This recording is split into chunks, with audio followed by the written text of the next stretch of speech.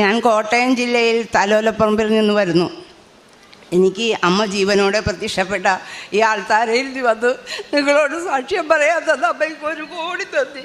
എനിക്ക് എൻ്റെ പേര് സുജാത മനോജ്. എൻ്റെ ഹസ്ബൻഡ് മരിച്ചുപോയി. എനിക്ക് 2 കുട്ടികളാണ്. എനിക്ക് സ്വന്തമായൊരു ഭവനമില്ലായിരുന്നു,